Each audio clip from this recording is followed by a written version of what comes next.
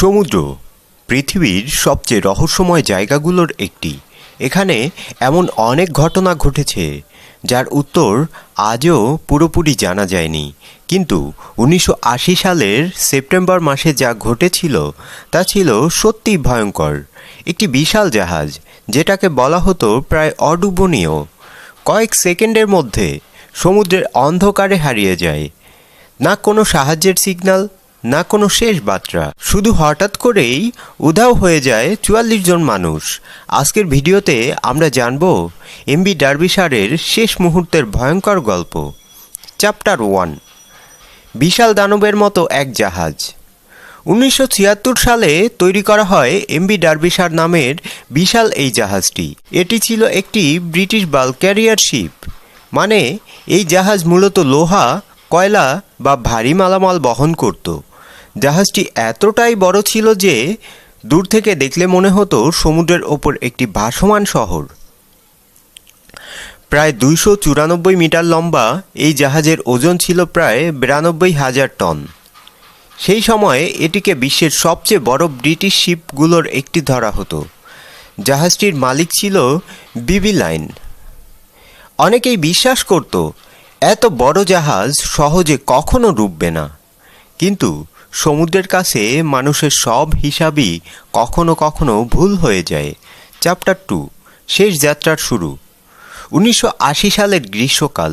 MV Derbyshire Canada থেকে লোহার আকরিক নিয়ে জাপানের দিকে রওনা দেয়। জাহাজটিতে ছিল প্রায় 1,57,000 টন আয়রন ওর, আর ছিল 44 জন মানুষ, 42 জন ক্রিউ মেম্বার এবং 2 জন ক্রিউ মেম্বারের স্ত্রী। সব কিছু তখন একদম স্বাভাবিক ছিল। ক্রু সদস্যরা কেউ কাজ করছিল, কেউ গল্প করছিল, আবার কেউ হয়তো বাড়িতে ফেরার স্বপ্ন দেখছিল। কেউ বুঝতেই পারেনি এটাই হতে যাচ্ছে তাদের জীবনের শেষ যাত্রা। চ্যাপ্টার 3, ভয়ঙ্কর টাইফুন অর্চিড।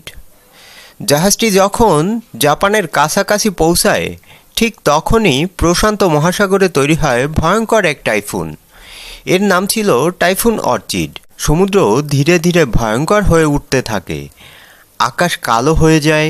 বিশাল বিশাল ঢেউ জাহাজের গায়ে আঘাত করতে শুরু করে। প্রতিটি ঢেউ যেন কয়েকতলা বিল্ডিংয়ের সমান উঁচু ছিল।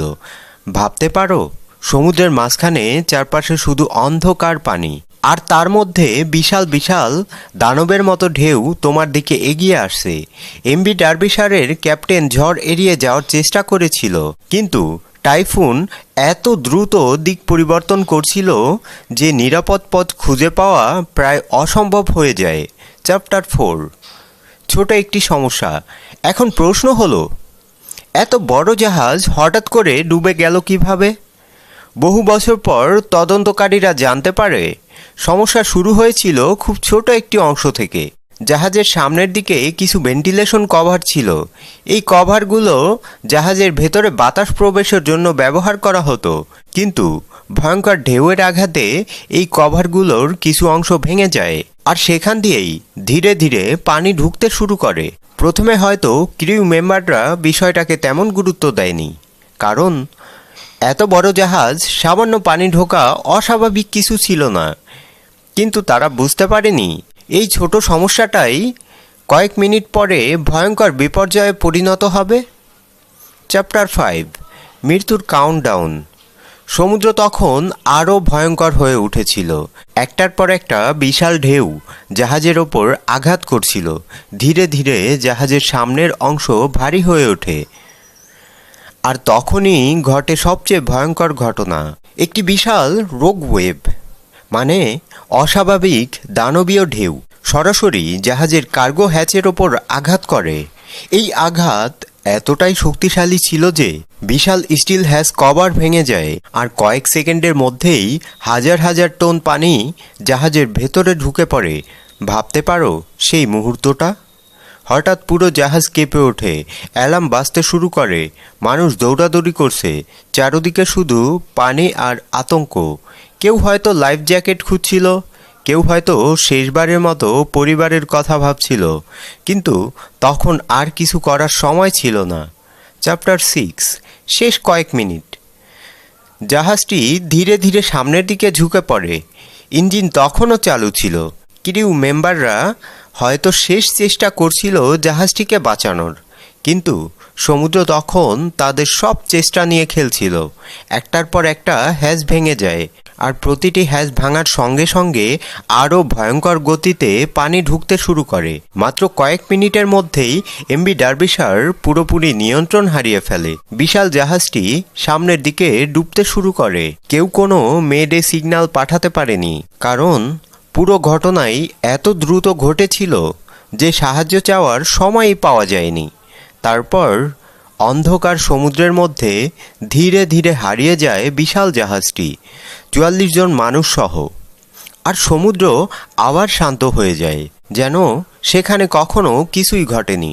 চ্যাপ্টার 7, রহস্য আরও গভীর হয়। দুর্ঘটনার পর অনেক দিন পর্যন্ত কেউ জানতো না আসলে কি হয়েছিল, কারণ কোনো সার্ভাইভর ছিল না, কোনো ডিস্ট্রেস সিগন্যাল ছিল না, এমনকি জাহাজের ধ্বংসাবশেষ খুঁজে পাওয়া যায়নি।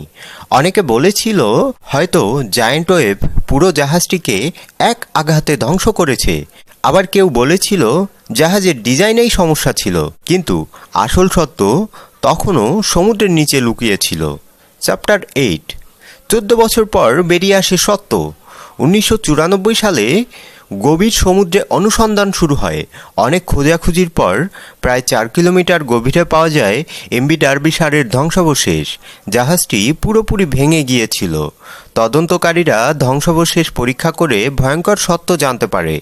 টাইফুনের বিশাল ঢেউ, ভাঙা ভেন্টিলেশন কভার আর কার্গো হ্যাজ ফেইলার, সব কিছু একসাথে মিলেই এই ভয়ঙ্কর দুর্ঘটনা ঘটেছিল।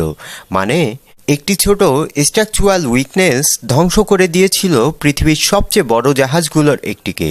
সমুদ্র কখনো কাউকে সতর্ক করে না, কখনো ছোট একটি ভুল হাজার মানুষের জীবন বদলে দিতে পারে।